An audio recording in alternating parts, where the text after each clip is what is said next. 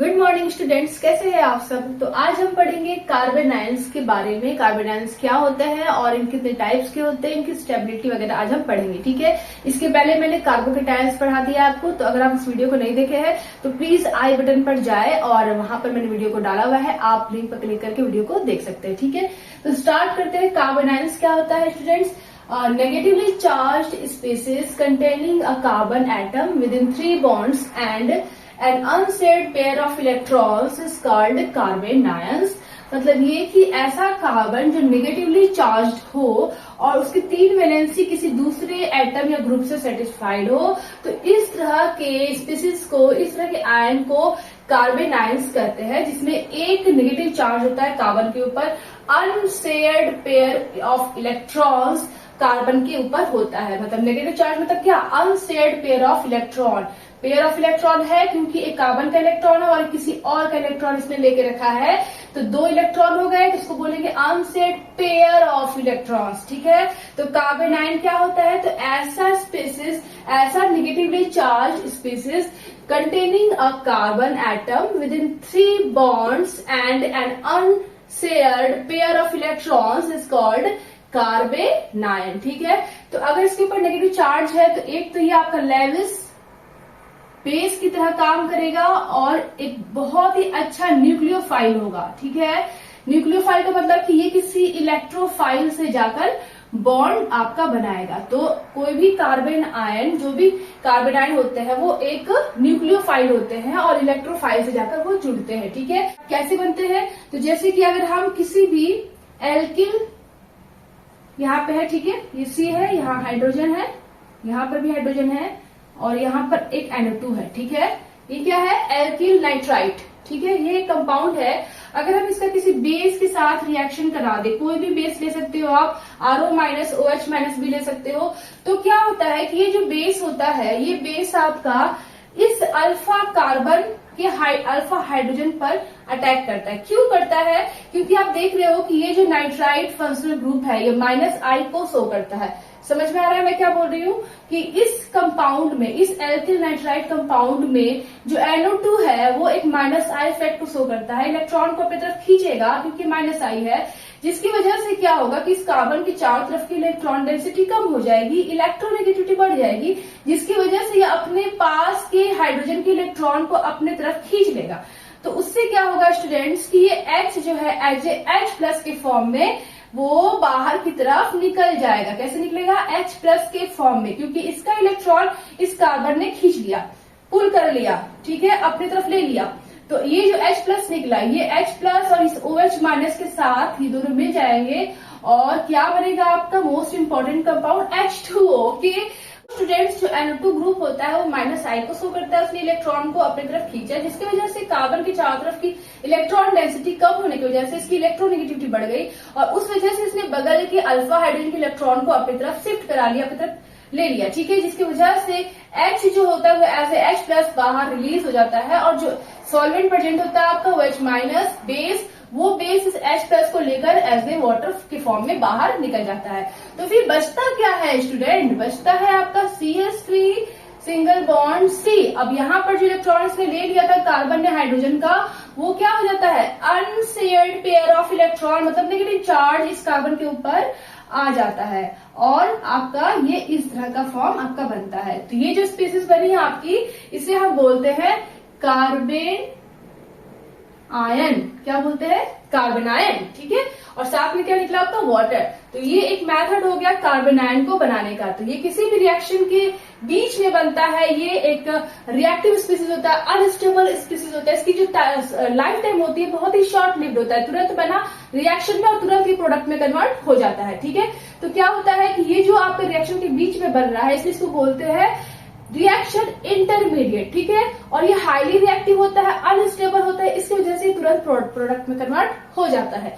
तो आपने देखा अभी कि आपने कार्बन आयन को कैसे बनाया, किसी भी एल्किल नाइट्राइट का रिएक्शन कराइए किसी बेस के थ्रू, तो आपका इस तरह से कार्बन आयन बन जाता है। तो ये एक पहला मेथड हो गया। दूसरा मेथड भी है, बहुत सारे मेथड है, तो आपको मैं यहाँ पे कुछ बता देती हूँ। जैसे कि एक मेथड है आपका CH और यहाँ पर है CN ग्रुप। आपको पता है कि जो साइनो ग्रुप होता है वो माइनस आई को शो करता है, पता है ना आपको, मैंने बताया सब आपको।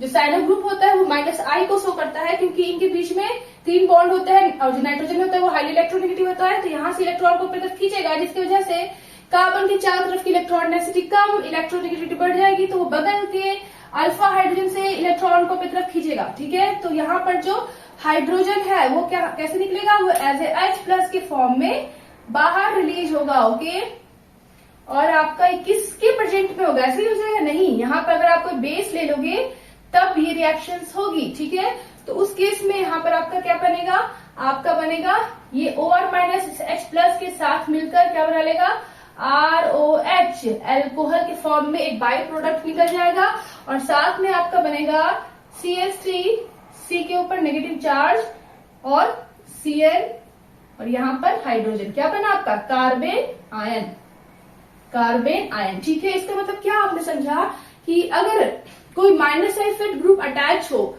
या कोई फंक्शनल ग्रुप अटैच हो, अगर वो माइनस आई को शो कर रहा हो तो उसके बगल वाले कार्बन को हम अल्फा कार्बन कहते हैं, और इस अल्फा कार्बन से अटैच हाइड्रोजन को अल्फा हाइड्रोजन कहते हैं, तो वो एक एसिडिक हाइड्रोजन होता है।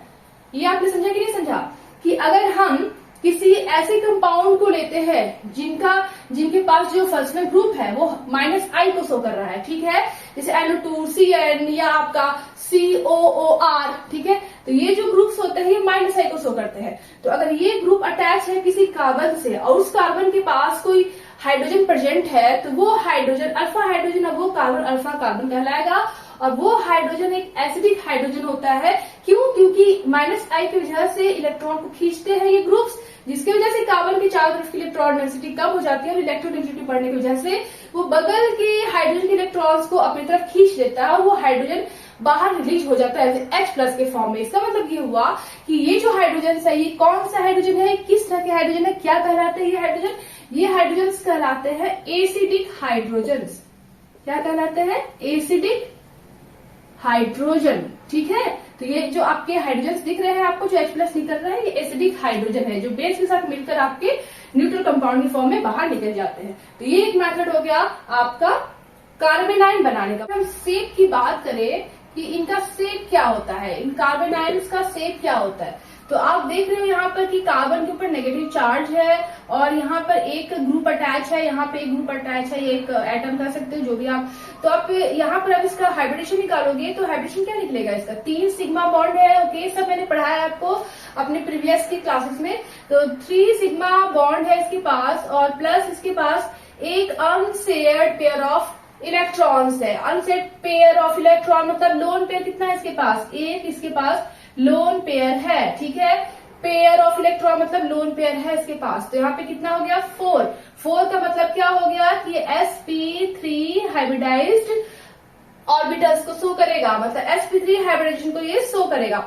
तो यहाँ पर कार्बन आयन का जो हाइब्रिडाइजेशन होगा वो क्या होगा, sp3 हाइब्रिडाइजेशन। ठीक है, तो sp3 का मतलब क्या हुआ, टेट्राहेड्रल हुआ ना, sp3 का मतलब टेट्राहेड्रल हुआ, बट ये टेट्राहेड्रल जियोमेट्री को शो नहीं करता है। फिर ये क्या शो करता है, फिर ये शो करता है कुछ इस तरह से। ठीक है, यहाँ पर हाइड्रोजन, यहाँ पर हाइड्रोजन, यहाँ पर हाइड्रोजन, एक पिरामिडल शेप शो करता है, पिरामिड की तरह होता है ये। ठीक है, इस तरह से, इस तरह से, इस तरह से, एक इस तरह से, फिर इस तरह से। ठीक है, एक पिरामिडल शेप बनाता है। पिरामिड का मतलब तो देखा होगा ना, गीजा का पिरामिड, ठीक वैसा ही इसका शेप बनता है। ऊपर की तरफ ये नेगेटिव चार्ज, नीचे की तरफ 3 हाइड्रोजन से इस तरह अटैच होते हैं। तो आपका कार्बन आयन में जो हाइब्रिडाइजेशन है वो sp3 है, और इसका शेप क्या है, पिरामिडल शेप है, टेट्राहेड्रल नहीं है। आपको याद रखना होगा, क्यों याद रखना होगा ये भी मैंने आपको आगे पढ़ाया है कि जो आपके लोन पेयर होते हैं वो इस बॉन्ड पेयर के साथ, इस बॉन्ड पेयर में भी इलेक्ट्रॉन्स होंगे और इस लोन पेयर में भी इलेक्ट्रॉन्स है, तो इन दोनों के बीच में रिपल्सन होगा, यहाँ पर भी रिपल्सन, यहाँ पर भी रिपल्सन। जब रिपल्सन होगा तो ये क्या हो गए, बॉन्ड जो पहले ऐसे थे रिपल्सन की वजह से क्या हो गए, ऐसे हो गए, सिकुड़ गए। ठीक है, तो इस वजह से इनकी जो शेप है वो टेट्राहेड्रल ना होकर पिरामिडल में कन्वर्ट हो जाती है। ठीक है, तो ये हो गया शेप और इसका हाइब्रिडाइजेशन। फॉर्मेशन का मेथड मैंने बता दिया आपको। ठीक है, अगर मेरी क्लासेस थोड़ी लंबी हो जाती है स्टूडेंट्स, इसलिए क्योंकि मैं काफी एक्सप्लेन करती हूँ, बार बार आपको एक ही चीज बताती हूँ ताकि आपको दोबारा किसी चीज को देखने को जरूरत ना पड़े, आपको अच्छे से समझ में आ जाए। इस वजह से मेरी जो वीडियो होती है थोड़ी लंबी हो जाती है, ठीक है, लेकिन मैं पूरी कोशिश करूंगी कि कम टाइम में आपको अच्छे से समझा सकूँ। अगर नहीं समझ में आएगा तो प्लीज आप कमेंट करके मुझे बताना, और अगर आपको प्लीज मेरे वीडियो से हेल्प मिलती है, अगर आप मेरे वीडियो से कुछ सीखते हैं और अगर आप रियल में केमिस्ट्री को डीपली सीखना चाहते हैं तो प्लीज मेरे चैनल को सब्सक्राइब करें, क्योंकि आपका एक सब्सक्रिप्शन जो होता है फ्रेंड्स वो बहुत ज्यादा मोटिवेट करता है, एक लाइक जो होता है वो हमें बहुत मोटिवेट करता है, ठीक है। अगर हम ग्रिग्नार्ड रिएजेंट को ले लेते हैं RCMgX, ठीक है, ये कंपाउंड है। अगर हम इसको ले लेते हैं, ये ग्रिग्नार्ड रिएजेंट है, ठीक है, यहाँ पे एक H है, यहाँ पे एक H है, एक ऑर्गोनोमेट्रिक कंपाउंड है। तो इस केस में क्या होता है कि ये इधर से टूट जाता है और ये जो होता है आपका, ठीक है, इसको बोलते हैं बॉन्ड फिजन के थ्रू ये टूटता है, ये ऑर्गोनोमेट्रिक कंपाउंड, और आपका बनता है 8CH2 पर नेगेटिव चार्ज, और यहाँ से ये इलेक्ट्रॉन को तरफ खींचेगा क्योंकि मेटल है ये, और यहाँ से आपका प्लस बनता है MgX, ठीक है, और इसके ऊपर पॉजिटिव चार्ज। तो जब हम किसी ग्रिग्नार्ड रिएजेंट का रिएक्शन करवाते हैं किसी सॉल्वेंट के प्रेजेंट में, तो यहाँ पर हमें कार्बन आयन हमें मिलता है, और ऐसे बाई प्रोडक्ट भी हमें कुछ कंपाउंड्स मिल जाते हैं, ठीक है। MgX के ऊपर प्लस चार्ज है और यहाँ पर कार्बन आयन आपको यहाँ पे एक्सट्रैक्ट हो गया, मिल गया। तो ग्रिग्नार्ड रिएजेंट से भी हम कार्बन आयन को बना सकते हैं। अब हम नेक्स्ट पढ़ेंगे stability of carbon ion, okay. Stability of carbon ion जो है बहुत इंपॉर्टेंट है, इससे क्वेश्चंस आते हैं। तो stability of carbon ion of, आज मैं थोड़ा फास्ट पढ़ा रही हूँ क्योंकि मुझे लग रहा है कि शायद मैं स्लो पढ़ाती हूँ तो आप लोगों को शायद पसंद नहीं आ रहा है, इस वजह से थोड़ा सा फास्ट पढ़ाने की कोशिश कर रही हूँ। समझना बहुत जरूरी है।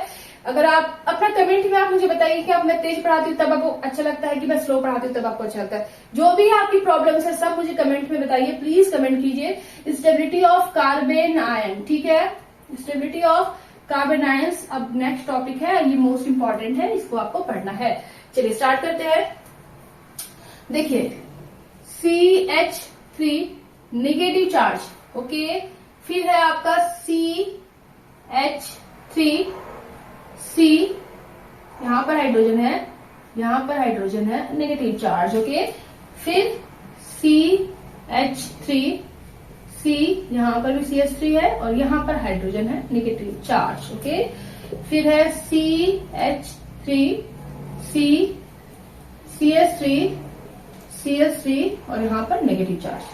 तो ये हो गया मिथाइल कार्बन आयन, ये हो गया आपका मिथाइल कार्बन आयन, ये हो गया 1 डिग्री कार्बन आयन, ये हो गया 2 डिग्री कार्बन आयन, ये हो गया 3 डिग्री कार्बन आयन। आपको बताना है स्टूडेंट्स इन चारों में स्टेबिलिटी सबसे ज्यादा किसकी होगी, ठीक है, बताइए इन चारों में स्टेबिलिटी सबसे ज्यादा किसकी होगी। तो आप यहाँ पर देखेंगे कि इस वाले केस में CH3 ग्रुप 3 अटैच है, 3 CH3 ग्रुप अटैच है। CH3 ग्रुप जो होता है वो प्लस आई को शो करता है, इज दैट क्लियर।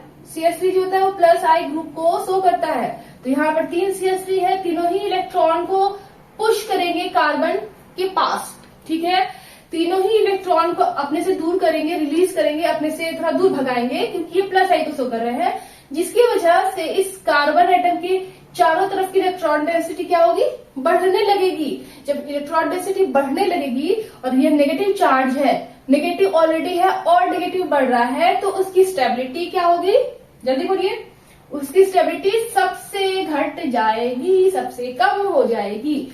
ये मैंने आपको 1000 बार तो बता ही दिया होगा, कई बार बताया मैंने आपको ये कि किसी भी एटम के ऊपर कोई चार्ज होता है, अगर वो चार्ज किसी वजह से घटता है तो वो उसकी स्टेबिलिटी बढ़ती है, अगर वो चार्ज बढ़ता है तो उसकी स्टेबिलिटी घटती है। यहाँ पे नेगेटिव चार्ज है, वो और नेगेटिव आ रहा है और बढ़ रहा है तो स्टेबिलिटी घट जाएगी, ठीक है। और अगर यहाँ पे नेगेटिव चार्ज है और नेगेटिव चार्ज किसी वजह से बढ़ रहा है, स्टेबिलिटी घटेगी, घट रहा है तो स्टेबिलिटी बढ़ेगी।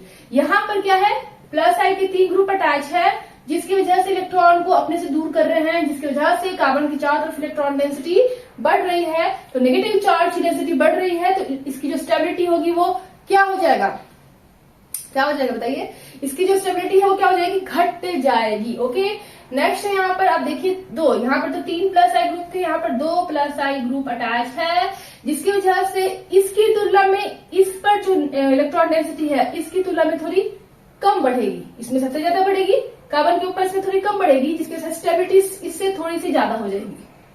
कम बढ़ेगी मतलब स्टेबिलिटी थोड़ी सी ज्यादा होगी। जितने ज्यादा प्लस आई ग्रुप अटैच होंगे उतने ही कार्बन आयन के चारों तरफ की इलेक्ट्रॉन डेंसिटी बढ़ेगी, उतना ही उसकी स्टेबिलिटी घटेगी। यहाँ पर 3 थे, यहाँ पे 2 थे, तो स्टेबिलिटी इससे थोड़ा सा ज्यादा बढ़ेगी।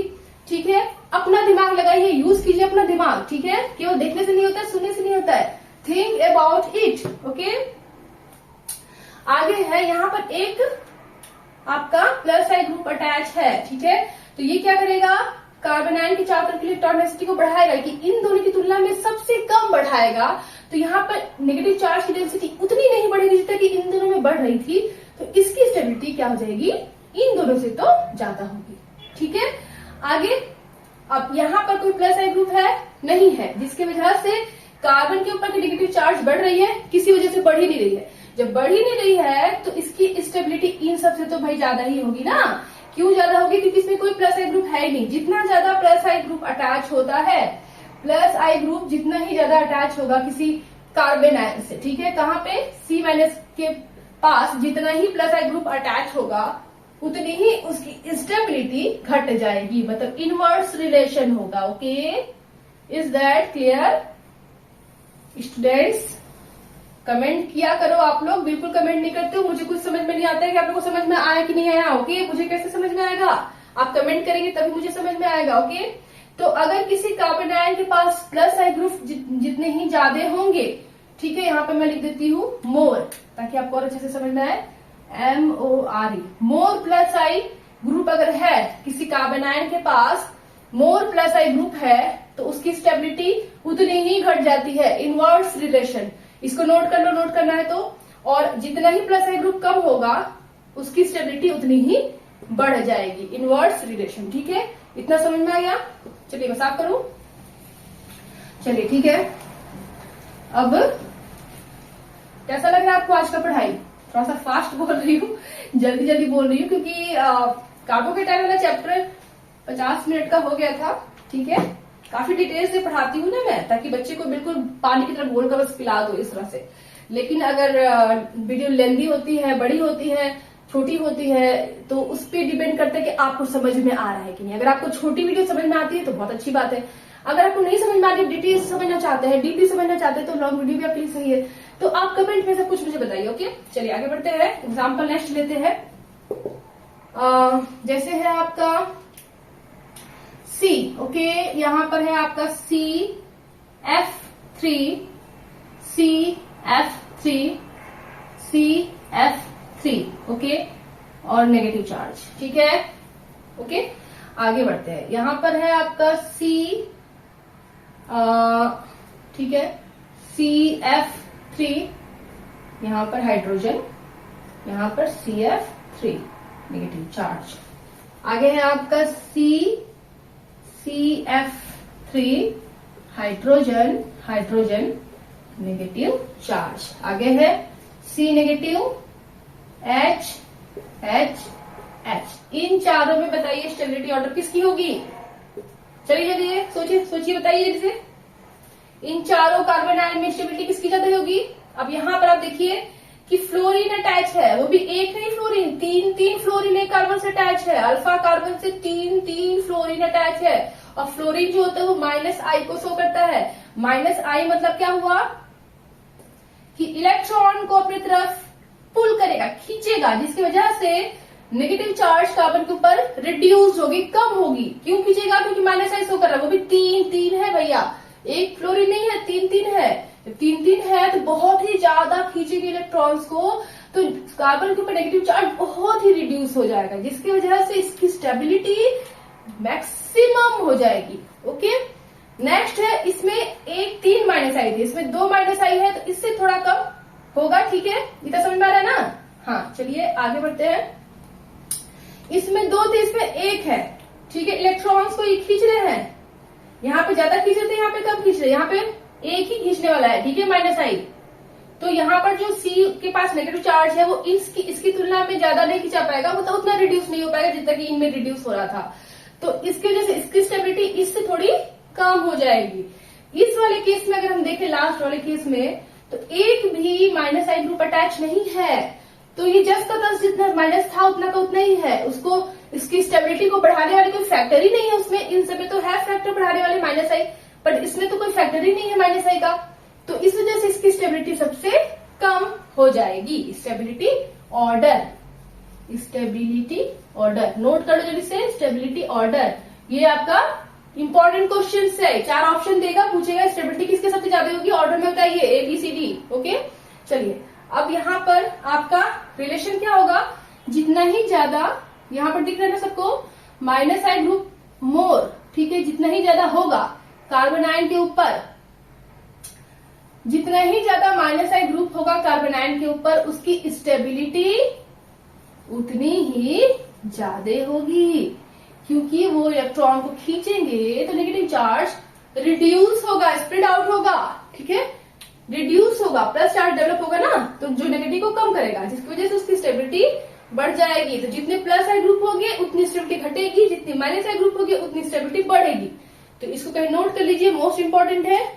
ओके, C2H2, C2H4, C2H6, 3 आपके यहाँ पर कंपाउंड दिए हुए हैं।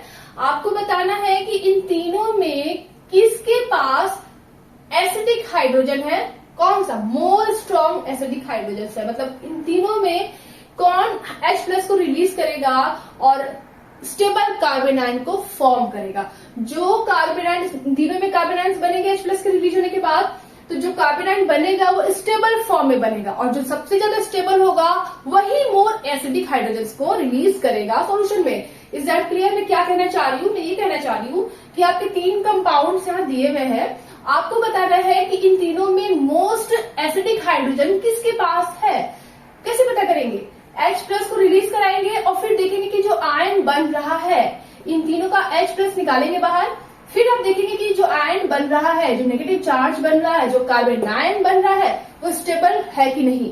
जो सबसे ज्यादा स्टेबल कार्बन आयन होगा इन तीनों में, वही मोस्ट एसिडिक हाइड्रोजन को बाहर निकालेगा। Is that clear? चलिए करते हैं इसको। सबसे पहले इसका स्ट्रक्चर बनाते हैं। C डबल बॉन्ड C, एक हाइड्रोजन आपका यहाँ है, एक हाइड्रोजन आपका यहाँ है, ये पहला वाला कंपाउंड हो गया, ठीक है, ये दूसरा है, ये तीसरा है। ओके, चलिए अब यहाँ पे बात करते हैं। थोड़ा सा छोटा बनाओ, क्या इसके नीचे बना दूं? एक सेकेंड, थोड़ा छोटा बनाती हूँ ताकि उधर जगह भी मिल जाए हमें अच्छे से, ठीक है। चलिए HC डबल बॉन्ड C और यहाँ H, अब सही है। अब यहाँ इसके नीचे ये वाला बनाएंगे HC HC H, अब सही है, ठीक है। C2H4 C2H2 और यहाँ पर C single bond C H H H H H H, ठीक है। ये हो गया आपका एसिटिलीन, ये हो गया एथिलीन, ये हो गया आपका इथेन। ओके, चलिए अब आपको बताना है कि इन तीनों कंपाउंड में मोस्ट एसिडिक हाइड्रोजन कौन सा कंपाउंड निकालेगा, कौन रिलीज करेगा। मोस्ट एसिडिक हाइड्रोजन किसके पास है इन तीनों में? हाँ, जो H+ को निकालेगा और निकालने के बाद जो कार्बन आयन फॉर्म होगा, H+ निकलेगा तो कार्बन आयन ही फॉर्म होगा ना, नेगेटिव चार्ज ही फॉर्म होगा ना। जो नेगेटिव चार्ज बनेगा वो मोस्ट स्टेबल अगर होगा तो वही मोस्ट एसिडिक हाइड्रोजन को रिलीज करेगा, वही मोस्ट स्टेबल कार्बन आयन भी होगा, वही मोस्ट स्टेबल एसिडिक हाइड्रोजन को रिलीज भी करेगा। Is that clear? चलिए तो इस केस में, पहले वाले केस में देखते हैं कि यहाँ पर जो कार्बन है वो कौन सा हाइब्रिडाइजेशन शो कर रहा है, sp हाइब्रिडाइजेशन, मतलब जिसमें 50% s कैरेक्टर होता है, ठीक है। अभी मैं आपको थोड़ी देर बाद समझाऊंगी सब। यहाँ पर जो कार्बन है आपका, ये आपका sp2 हाइब्रिडाइजेशन को शो करता है, जहां पर s कैरेक्टर कितना होता है, 33% s कैरेक्टर होता है। Is that clear? यहाँ पर जो आपका हाइब्रिडेशन होता है वो क्या होता है, sp3 हाइब्रिडेशन होता है, s कैरेक्टर होता है 25%, सबसे कम, ठीक है। अब जितना ही ज्यादा s कैरेक्टर होता है किसी कंपाउंड के, किसी आइटम का, इसका मतलब ये हुआ कि वो न्यूक्लियस से उतना ही पास है, वो न्यूक्लियस से वो s ऑर्बिटल उतना ही पास है, जिसकी वजह से उसकी एनर्जी कम हो जाती है ठीक है, एनर्जी कम हो जाएगी ना, क्योंकि न्यूक्लियस के पास होगा तो वो मूवमेंट नहीं कर पाएगा, न्यूक्लियस कस के पकड़ा रहेगा उसको, तो उसकी वजह से उस एस ऑर्बिटल की एनर्जी कम हो जाती है। ठीक है, तो आप यहां देखेंगे कि क्या हो, अच्छा एनर्जी कम हुई तो स्टेबिलिटी क्या हो गई, बढ़ गई ना। तो जितना ही ज्यादा वो एस ऑर्बिटल न्यूक्लियस के पास होता है तो उसकी एनर्जी कम हो जाती है, वो मूवमेंट नहीं कर पाता, न्यूक्लियस पकड़े रहता है उसको कस के। तो जब वो मूवमेंट नहीं कर पाएगा तो उसकी वजह से उसकी स्टेबिलिटी क्या हो जाएगी, बढ़ जाएगी, एनर्जी कम स्टेबिलिटी बढ़ जाएगी। Is that clear? तो आप इस कंपाउंड में देखेंगे कि जो कार्बन है वो sp हाइब्रिडेशन को शो कर रहा है। 50% एस करेक्टर मतलब क्या हुआ कि न्यूक्लियस के बहुत ही पास है एस ऑर्बिटल, जिसकी वजह से इसकी एनर्जी कम हो जाती है, स्टेबिलिटी बढ़ जाती है, समझ में आ रहा है? और आपने एक और बात पढ़ा होगा, कहीं पे पढ़ा होगा आपने और क्लासेस में कि sp is greater than sp2 is greater than sp3 electronegativity का ऑर्डर होता है। नहीं पता है तो मैंने आपको बता दिया, तो आप नोट कर लीजिए कॉपी में, इलेक्ट्रोनेगेटिविटी ऑर्डर। ठीक है, sp की जो इलेक्ट्रोनेगेटिविटी होती है, sp कार्बन की जो इलेक्ट्रोनेगेटिविटी होती है वो sp2 से ज्यादा होती है और sp2 की sp3 से ज्यादा होती है। मोस्ट इंपॉर्टेंट है इलेक्ट्रोनेगेटिविटी ऑर्डर। ये भी आपका साइज पे डिपेंड करता है। मैंने आपसे कहा कि s जो ऑर्बिटल है, sp जो है, sp के जो ऑर्बिटल्स होते हैं, s ऑर्बिटल्स, ये जितने ही ज्यादा न्यूक्लियस के पास होंगे उतना ही ज्यादा उनकी मूवमेंट कम होगी उस इलेक्ट्रॉन की, उस ऑर्बिटल के इलेक्ट्रॉन्स की, जिसकी वजह से उनकी एनर्जी कम हो जाएगी, स्टेबिलिटी बढ़ जाएगी। तो जब वो नजदीक होगी न्यूक्लियस के तो उनकी इलेक्ट्रोनेगेटिविटी ऑलरेडी बढ़ जाएगी। Is that clear? जितने ही पास में वो न्यूक्लियस के होंगे, खींचने की क्षमता उनकी क्या हो जाएगी, बढ़ जाएगी, इलेक्ट्रोनेगेटिविटी क्या हो जाएगी, बढ़ जाएगी। समझ में आ रहा है? चलिए, नहीं समझ में आया तो कमेंट करके बताओ कि मैम मुझे एस करेक्टर समझ में नहीं आया, तो मैं एक अलग क्लास ले लूंगी एस करेक्टर का। ठीक है, फिलहाल आप यहाँ पर समझिए कि sp की इलेक्ट्रोनेगेटिविटी ज्यादा होती है sp2 से और sp2 की ज्यादा होती है sp3 से। क्यों ज्यादा होती है? क्योंकि sp में 50% एस करेक्टर होता है। 50% एस करेक्टर मतलब ये होता है कि न्यूक्लियस के बहुत ही पास एस ऑर्बिटल होते हैं, जिसकी वजह से ऑर्बिटल्स के इलेक्ट्रॉन्स मूव नहीं कर पाते, उनकी एनर्जी कम हो जाती है और स्टेबिलिटी बढ़ जाती है। तो यहाँ पर जो आपका एसिटिलीन है, इसमें जो कार्बन है ये sp हाइब्रिडाइज्ड ऑर्बिटल है, तो इसकी वजह से इसकी इलेक्ट्रोनेगेटिविटी इस कार्बन की क्या होगी, बहुत ज्यादा होगी। ठीक है, जब इसकी इलेक्ट्रोनेगेटिविटी ज्यादा होगी तो ये भाई साहब क्या करेगा कि अब इसके इलेक्ट्रॉन्स को, अपने बगल के हाइड्रोजन के इलेक्ट्रॉन्स को बहुत ही तेजी से खींचेगा। खींचने के बाद क्या बनाएगा, नेगेटिव चार्ज, यहाँ पे पॉजिटिव चार्ज बनाएगा, यहाँ पे नेगेटिव बनाएगा, यहाँ पे पॉजिटिव बनाएगा। तो यहाँ पे as a H+ acidic hydrogen के फॉर्म में बाहर निकल रहा है, यहाँ पे भी H+ ऐसे एसिडिक हाइड्रोजन के फॉर्म में बाहर निकल रहा है। ठीक है, तेज बोल रही हूँ क्या आज मैं? हो जाता है कभी कभी। ठीक है, तेज बोल रही हूँ ना। चलिए, तो यहाँ पर आपका हो जाएगा, यहाँ पर भी इलेक्ट्रॉन को खींचेगा, यहाँ पे नेगेटिव चार्ज, यहाँ पर पॉजिटिव चार्ज। तो यहाँ पर आप देखेंगे कि यहाँ पर sp, sp2, sp3, तो कौन सा कार्बन तेजी से इलेक्ट्रॉन को खींचेगा? किस कार्बन की इलेक्ट्रोनेगेटिविटी हाई है भाई? इसकी, क्योंकि इसकी sp है इलेक्ट्रोनेगेटिविटी ऑर्डर में, इस कार्बन की इलेक्ट्रोनेगेटिविटी सबसे ज्यादा है, तो ये सबसे ज्यादा H+ को बाहर निकालेगा, सबसे ज्यादा खींचेगा इलेक्ट्रॉन को, सबसे ज्यादा H+ को बाहर निकालेगा। H+ को निकालने के बाद ये जो आयन बनेगा वो मोर स्टेबल आयन होगा। एक तो उस केस से भी समझ लिया और एस करेक्टर से भी समझ लिया, जितना ज्यादा एस करेक्टर होगा उतनी ज्यादा उस कार्बन आयन की स्टेबिलिटी होगी। ठीक है, तो यहाँ पर आपने समझ लिया कि जो कार्बन आयन फॉर्म होगा H+ निकालने के बाद, तो वो सबसे ज्यादा स्टेबल होगा, वही मोस्ट एसिडिक होगा। समझ में आ गया? तो मोस्ट एसिडिक हाइड्रोजन एसिटिलीन में होते हैं, फिर एथिलीन में, फिर लास्ट में इथेन में होते हैं। क्योंकि H+ के निकलने के बाद जो कार्बन आयन बन रहा है वो कार्बन आयन एसिटिलीन का कार्बन आयन जो होता है वो मोस्ट स्टेबल होता है comparison to ethylene and ethane. Is that clear? नहीं समझ में आया? एक और बता दूं, क्या बोलते हैं, एक और बता देती हूँ। ठीक है, लेकिन वही लेंथी वीडियो बन जाता है, फिर आप लोग स्किप कर करके फॉरवर्ड कर करके देखेंगे, फिर समझ में नहीं आएगा, फिर प्रॉब्लम हो जाएगी। यही तो है ऑनलाइन पढ़ाने में। ठीक है, तो आपका जो कार्बन आयन फॉर्म होगा C- triple bond CH। Okay, ठीक है, ये हो गया, ये पहला वाला कार्बन आयन है। ठीक है, H+ को रिलीज करने के बाद दूसरा वाला कार्बन आयन ये है C, और यहाँ पर C, यहाँ पर एक हाइड्रोजन है, यहाँ पर 2 हाइड्रोजन है, सेट क्लियर, ठीक है। ये दूसरा, ये है आपका C नेगेटिव, एक हाइड्रोजन यहाँ, एक हाइड्रोजन यहाँ, C double bond, yes triple bond, yes ठीक है। और यहाँ पर CH, सही है ना, एक H निकल गया इसमें से, एक H निकल गया इसमें से, और एक H इसमें से निकल गया, ठीक है। तो ये हो गया तीसरा कंपाउंड। तो अब आपको बताना है कि तीनों में मोस्ट स्टेबल कार्बन आयन कौन है। तो ये जो है sp हाइब्रिडाइज्ड है, ये sp2 हाइब्रिडाइज्ड है, ये sp3 हाइब्रिडाइज्ड है। तो जितना ज्यादा इस कैरेक्टर होता है किसी कार्बन के ऊपर, उतनी इसकी स्टेबिलिटी हाई हो जाती है, क्योंकि उतने ही वो H+ को बाहर निकालेगा, मोस्ट स्टेबल आयन बनाएगा वो, ठीक है। तो इसकी स्टेबिलिटी सबसे ज्यादा होगी, फिर इसकी, ठीक है। एक वीडियो बता दिया, इसके पहले भी मैंने काफी अच्छे से आपको समझाया, तो उससे भी आप समझ सकते हैं। स्टूडेंट, तो अभी मैंने आपको बताया कार्बन आयन की स्टेबिलिटी के बारे में। तो कुछ कार्बन आयन शॉर्ट लिव्ड होते हैं, शॉर्ट लिव्ड, ठीक है, बहुत ही कम समय के लिए आते हैं। और कुछ कार्बन आयन्स जो होते हैं वो स्टेबल कार्बन आयन्स होते हैं, स्टेबल कार्बन आयन्स, ठीक है।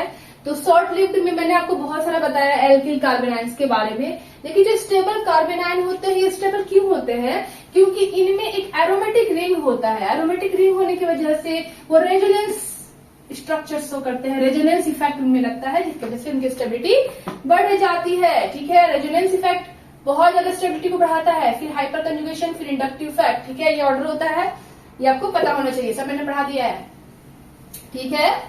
मैं कोई गुस्से में नहीं हूँ, आप लोग ये मत सोचना कि मैं गुस्से में हूँ, ठीक है।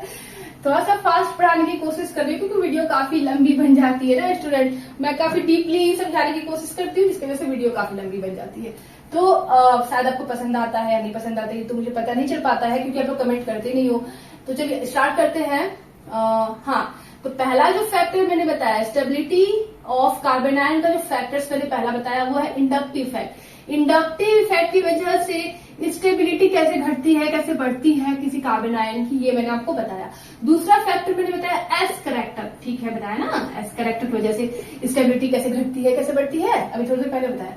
तीसरा मैं बताने जा रही हूँ रेजोनेंस, रेजोनेंस वाले। अब ये जो रेजोनेंस इफेक्ट जो शो करते हैं कार्बन आयन, इनकी स्टेबिलिटी बहुत ज्यादा रहती है। इन वाले में जो पाया जाता है एल्किल कार्बन आयन, ये शॉर्ट लिव्ड होते हैं, बहुत ही कम समय के लिए रिएक्शन में बनते हैं, तुरंत प्रोडक्ट में कन्वर्ट हो जाते हैं, शॉर्ट लिव्ड कार्बन आयन। लेकिन ये जो शो करते हैं रेजोनेंस इफेक्ट वाले कार्बन आयन, ये बहुत स्टेबल होते हैं, इनको आइसोलेट भी कर सकते हैं आप, ओके। तो सबसे लास्ट हम पढ़ेंगे रेजोनेंस इफेक्ट से स्टेबिलिटी को हम कैसे पता करेंगे।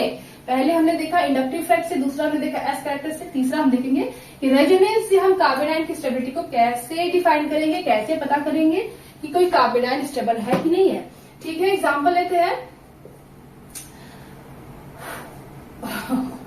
चलिए एग्जाम्पल लेते हैं आपका ये, ठीक है। यहां पर है आपका CH2 पर negative charge benzyl carbon ion, ठीक है। क्या नाम है इसका? Benzyl carbon ion. अब इसमें एक एरोमेटिक रिंग दिया हुआ है कार्बन आयन के साथ, तो क्या इसकी स्टेबिलिटी बढ़ेगी, घटेगी, क्या होगी?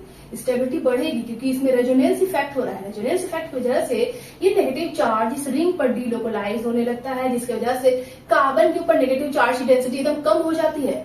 जब नेगेटिव चार्ज कार्बन के ऊपर रहेगा ही नहीं, रिड्यूस हो जाएगा, तो उसकी स्टेबिलिटी क्या हो जाएगी? ऑफ कोर्स बढ़ जाएगी, ठीक है। तो हम यहाँ पे रेजोनेटिव स्ट्रक्चर बनाकर बताएंगे कि क्यों इसकी स्टेबिलिटी बढ़ जाती है, क्योंकि नेगेटिव चार्ज रिंग पर घूमने लगता है, जिसकी वजह से कार्बन के ऊपर नेगेटिव चार्ज की डेंसिटी कम हो जाती है और स्टेबिलिटी बढ़ जाती है, ठीक है। चलिए तो स्टार्ट करते हैं इसके रेजोनेटिव स्ट्रक्चर से। वो भी मैंने आपको बताया है रेजोनेटिव स्ट्रक्चर कैसे बनाते हैं। मेरे चैनल पर आप जाइए, विजिट कीजिए और देखिए, वहां पर मैंने बहुत कुछ पढ़ाया है, ओके। चलिए, तो यहाँ पर नेगेटिव चार्ज यहाँ शिफ्ट होगा। क्यों शिफ्ट होगा? क्योंकि आपका ये कार्बन अभी क्या है? अनस्टेबल है ना, हाँ? रिएक्टिव है, अनस्टेबल है, तो वो अपने आप को स्टेबल करना चाहेगा ना भाई। तो वो इधर शिफ्ट होगा, तो ये पाई इलेक्ट्रॉन्स जो लूजली हेल्ड है वो कहाँ शिफ्ट होंगे? वो इस कार्बन पर जमा हो जाएंगे, एक्युमुलेट हो जाएंगे, ठीक है। तो जिसकी वजह से ये जो कार्बन आयन है वो रिड्यूस हो जाएगा और एक डबल बॉन्ड में कन्वर्ट हो जाएगा, ओके, CH2, ठीक है। और यहाँ पर नेगेटिव चार्ज, और ये तो ऐसे ही है, ये भी ऐसे ही है, ठीक है। ये पहला स्ट्रक्चर, ये दूसरा स्ट्रक्चर बन गया आपका। आगे क्या होगा बोलिए? आगे वापस ये नेगेटिव चार्ज यहाँ आएगा। रेजोनेंस स्ट्रक्चर कैसे बनाते हैं मैंने अपने रेजोनेंस वाले चैप्टर में बताया है आपको, ठीक है, कि उसमें कैसे बनाते हैं, ठीक है, आप देख लेना कैसे बनाते हैं, ठीक है। चलिए, एग्जाम में अगर आप बनाते हो तो थोड़ा साइज का ध्यान रखना। अभी मैं बोर्ड में बना रही हूँ तो उतना साइज का ध्यान नहीं दे रही हूँ, बट अगर एग्जाम में आप बना रहे हो तो थोड़ा ध्यान देना। ज्यादा इधर बड़ा इधर कर दिया फिर छोटा कर दिया ऐसे नहीं, लगभग बराबर होना चाहिए, ठीक है, उससे काम चल जाता है। आगे अब इंची टेप लेके मत बैठ जाना बनाने के लिए। एक्चुअली में तो ये सब एकदम एक्यूरेट साइज में होते हैं, क्योंकि सब sp2 हाइब्रिडाइज्ड होते हैं ना, तो सबका एंगल इक्वल होता है, साइज एकदम प्लेनर सही होता है। तो अगर हम बनाते हैं, बच्चों को पढ़ाते हैं, तो उस केस में थोड़ा इधर बहुत हो जाता है, तो आपको टेंशन लेने की जरूरत नहीं है, क्योंकि हम आपको समझा रहे हैं, एग्जाम नहीं दे रहे हैं, समझा रहे हैं आपको। ओके, तो यहाँ पर नेगेटिव चार्ज एक्यूमुलेट हो गया, ठीक है, इधर आए तो यहाँ पर डबल बॉन्ड हो गया, यहाँ पर बॉन्ड हो गया, और यहाँ पर CH2 हो गया, ठीक है। अब क्या होगा कि ये जो नेगेटिव चार्ज है वो यहाँ आया, ये बॉन्ड यहाँ शिफ्ट हो गया। तो अब वैसे तीसरा था ना, आगे क्या होगा, आपका कुछ इस तरह का स्ट्रक्चर बनेगा, यहाँ पे ऐसे, ये ऐसे, यहाँ पे नेगेटिव चार्ज, फिर यहाँ पर double bond CH2, fourth structure. जब तक ऐसा स्ट्रक्चर आपको मिल न जाए, उसमें पाई इलेक्ट्रॉन्स अपने पोजीशन पे चेंज ना हो जाए, तब तक आपको बनाते रहना है, रिपीट नहीं करना है एक स्ट्रक्चर को, ये ध्यान रखना है। आगे हम जो लास्ट वाला बनाएंगे वो क्या होगा, वो ऐसे होगा, वो इधर जाएगा, तो ये रिपल्सन की वजह से अपने इलेक्ट्रॉन्स को वापस ले लेगा और कुछ इस तरह का स्ट्रक्चर आपका बन जाएगा, ऐसे ऐसे ऐसे, यहाँ पर ऐसे CH2 पर नेगेटिव चार्ज, ठीक है। पाई इलेक्ट्रॉन डीलोकलाइज हो गए, अपने जगह को चेंज कर लिए, वापस आपका मिल गया। तो आपने यहाँ पे क्या समझा, इतना सा बनाने का मतलब क्या था, मतलब ये था कि ये जो बेंजाइल कार्बन आयन है ये ज्यादा स्टेबल होता है। क्यों? एल्किल कार्बन आयन से। ऐसा क्यों? उसमें तो इंडक्टिव इफेक्ट लग रहा था ना एल्किल कार्बन आयन में, बट इसमें ऐसा क्या है, इसमें ये है स्टूडेंट की जो नेगेटिव चार्ज है, नेगेटिव चार्ज मतलब अनशेयर्ड पेयर इलेक्ट्रॉन, वो क्या करते हैं, वो इस रिंग में डीलोकलाइज होने लगते हैं। क्यों होने लगते हैं? क्योंकि इनमें रेजोनेंस होता है, कंजुगेशन होने लगता है। कंडीशन क्या होता है कंजुगेशन का, C single bond, negative charge है, सिंगल बॉन्ड C, और यहां पर आपका डबल बॉन्ड हो, ठीक है, negative single bond double bond, C plus single bond C double bond, C पे लोन पेयर सपोज दैट अगर हो तो फिर यहाँ पर डबल बॉन्ड, या आपका, ठीक है, इस तरह का सिस्टम अगर हो, कंजुगेशन में जाना हो, बीच में सिंगल बॉन्ड हो और फिर दोनों तरफ इस तरह से अगर हो तो वो कंजुगेशन में जाता है, वो रेजोनेंस को शो करता है। तो यहाँ पर है कि नहीं कंजुगेशन, देखो जरा, है ना, negative single bond double bond, तो कंजुगेशन में है तो वो आपका रिंग पे डीलोकलाइज होगा और नेगेटिव चार्ज की डेंसिटी कार्बन पे कम हो गई। देख रहे हो आप, यहाँ पर तो नेगेटिव आ रहा है, बट इन तीन केसेस में नेगेटिव नहीं आ रहा है कार्बन पे, जिसकी वजह से कार्बन के ऊपर नेगेटिव चार्ज की डेंसिटी कम हो गई, तो इसकी स्टेबिलिटी क्या हो जाएगी, बढ़ जाएगी, ठीक है, क्योंकि नेगेटिव चार्ज कम हो गई तो क्या हो जाएगी, स्टेबिलिटी बढ़ जाएगी। ये मैंने कई बार आपको बताया है, एटम के ऊपर कोई चार्ज घटता है तो स्टेबिलिटी बढ़ जाती है। तो इतना समझ में आ गया ना कि बेंजाइल कार्बन आयन जो होती है ये ज्यादा स्टेबल क्यों होता है, क्योंकि ये रेजोनेंस शो करता है, रेजोनेंस इफेक्ट इसमें लगता है, जिसकी वजह से इसकी स्टेबिलिटी सबसे ज्यादा हो जाती है, क्योंकि जो नेगेटिव चार्ज होता है पूरे रिंग पर डीलोकलाइज होता है और कार्बन के ऊपर नेगेटिव चार्ज की डेंसिटी कम हो जाती है, स्टेबिलिटी बढ़ जाती है, ठीक है। चलिए एक और एग्जांपल से मैं आपको और से समझाती हूँ। अभी तो मैंने एरोमेटिक रिंग बताया, एरोमेटिक रिंग जिसमें होगा सबसे ज्यादा स्टेबल एरोमेटिक रिंग वाले ही कार्बन आयन होंगे, ठीक है। उसके बाद आपके एलिफेटिक में खुले हुए ओपन चेन वाले होंगे, फिर सबसे कम एल्किल वाले होंगे, ठीक है। तो इसमें एक और एग्जांपल मैं आपको बताती हूँ, CH2 डबल बॉन्ड C पर नेगेटिव चार्ज, यहाँ पर एक हाइड्रोजन हाइड्रोजन हाइड्रोजन, ठीक है ना कार्बन आयन। तो क्या ये स्टेबल है? देखकर ही आप बता सकते हो कि कोई कार्बन आयन स्टेबल है कि नहीं है। अब यहाँ पर आप देखो नेगेटिव चार्ज कार्बन पे है, सिंगल बॉन्ड डबल बॉन्ड, इसका मतलब ये कंजुगेशन में है, ये जो नेगेटिव चार्ज है कंजुगेशन में है, रेजोनेटिंग स्ट्रक्चर को बनाएगा, रेजोनेंस को शो करेगा, लेकिन ये ओपन में है, तो इसकी स्टेबिलिटी उससे पहले वाले से बेंजाइल कार्बन आयन से इसकी स्टेबिलिटी कम होगी, क्योंकि उसमें एरोमेटिक रिंग है, यहाँ पर ये ओपन फॉर्म में है, तो इसकी स्टेबिलिटी होगी बट उससे कम होगी, ठीक है। अब क्या होगा कि ये नेगेटिव चार्ज यहाँ मूव करेगा, तो ये इधर मूव करेगा रिपल्सन की वजह से, ठीक है। तो CH2 पे नेगेटिव, C हाइड्रोजन और आपका डबल बॉन्ड C ठीक है, 1 2 3 4 हो गया ना। ये इधर आया तो ये डबल बॉन्ड बन गया, 1 2 3 4। कार्बन का हाइड्रोजन भैया चेक करते रहना हमेशा, जब भी एग्जाम में बैठना। अब ऐसा नहीं कि 5 दिखा दिए तो सब गड़बड़ हो जाएगा, 4 आपको दिखाना है। यहाँ पर एक इधर आया तो ये 2 और 1 2 4 यहाँ पर, ठीक है। तो आपने क्या देखा, आपने ये देखा कि ये जो आपका है ये कौन सा है, ये कौन सा कार्बन आयन है, एलाइल कार्बन आयन। क्या है ये, एलाइल कार्बन आयन। तो allyl carbon ion alkyl carbon ion से ज्यादा स्टेबल क्यों होता है? एल्किल कार्बन आयन मतलब ये CH3 C hydrogen hydrogen C negative charge hydrogen hydrogen, ये क्या है, एल्किल कार्बन आयन। और ये क्या है, एलाइल कार्बन आयन।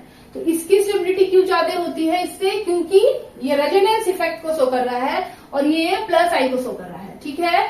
तो प्लस आई बाद में बहुत कम होता है, मैंने आपको बताया ना, रेजोनेंस की स्टेबिलिटी ज्यादा होती है, फिर हाइपर कंजुगेशन, फिर इंडक्टिव इफेक्ट। तो यहाँ पर रेजोनेंस लग रहा है तो जिसकी वजह से इसकी स्टेबिलिटी हाई जाती है। कंजुगेटेड फॉर्म में नेगेटिव चार्ज कंजुगेशन में चला जाता है तो इसकी स्टेबिलिटी हाई हो जाती है, ठीक है। तो एलाइल कार्बन आयन की स्टेबिलिटी एल्किल कार्बन आयन से ज्यादा होती है। तो यहाँ पे मैंने इसका रिजल्टिव स्ट्रक्चर बनाया, ये पहला बना, ये दूसरा बना, फिर वापस ये इधर जाएगा, फिर वापस इधर जाएगा। तो ये बार बार घूमते रहेगा नेगेटिव चार्ज कभी इस कार्बन पे कभी इस कार्बन पे, जिसकी वजह से एक कार्बन पे वो फिक्स पोजीशन पे नहीं रहेगा। वो नेगेटिव चार्ज एक कार्बन पे जब फिक्स पोजीशन पे नहीं है, वो मूवमेंट कर रहा है, इसका मतलब क्या होगा कि नेगेटिव चार्ज उस कार्बन पर बहुत ही कम आ रहा है, उसकी जो डेंसिटी है नेगेटिव चार्ज की वो बहुत ही कम है उस कार्बन पर, क्योंकि वो घूम रहा है। जब वो नेगेटिव चार्ज की डेंसिटी कम हो गई उस कार्बन पे, इसका मतलब कि उसकी स्टेबिलिटी बढ़ गई, ठीक है। नेगेटिव चार्ज रिंग पर घूम रहा है या ओपन चेन है उस पर घूम रहा है, कंजुगेशन बना रहा है, इधर कभी इस कार्बन पे कभी इस कार्बन पे जा रहा है, तो मेन जो कार्बन है कार्बन आयन का, उस पे तो नेगेटिव चार्ज की डेंसिटी कम हो गई, जब कम हो गई तो स्टेबिलिटी बढ़ गई, ठीक है। ये चीज आपको नहीं समझ में आया तो मुझे कमेंट करें, मैं दोबारा आपको समझाऊंगी, ठीक है। स्टूडेंट्स, एक और एग्जाम्पल मैं आपको यहाँ पर बताती हूँ। तो ये देखिए आप, पहले मैं इसका थोड़ा सा सुंदर सा स्ट्रक्चर बना देती हूँ, ठीक है। थोड़ा सा प्यारा सा बनाने की कोशिश करती हूँ ताकि आपको भी थोड़ा अच्छा लगे कि मैम ने थोड़ा सा अच्छा स्ट्रक्चर बनाया है, हा? इस तरह से, ठीक है। और यहाँ पर इस तरह से। आप कौन से क्लास के हैं आप वो भी कमेंट करना, जब आप कमेंट करना तो ठीक है, अपना क्लास जरूर आप उसमें मेंशन करना अपने कमेंट में। तो यहाँ पर आपका ये जो स्ट्रक्चर बना और यहाँ पर K+ होता है, हाँ, K+, ठीक है। तो इसका नाम होता है ट्राई फेनिल या फिनाइल, जो भी आप बोलते हैं, ट्राई फेनिल मैथिल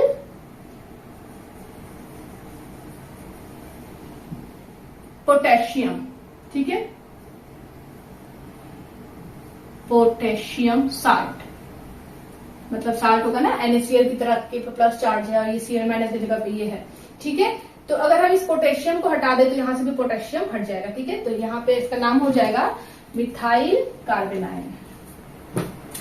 पोटेशियम को यहाँ से हटा देते, ठीक है, वो साल्ट के फॉर्म में होता है, इस वजह से मैंने उस तरह से आपको दिखाया। Triphenyl methyl carbon ion, carbon ion. तो ये जो कार्बन आयन है ये मोस्ट स्टेबल कार्बन आयन होता है, मोस्ट स्टेबल। क्यों?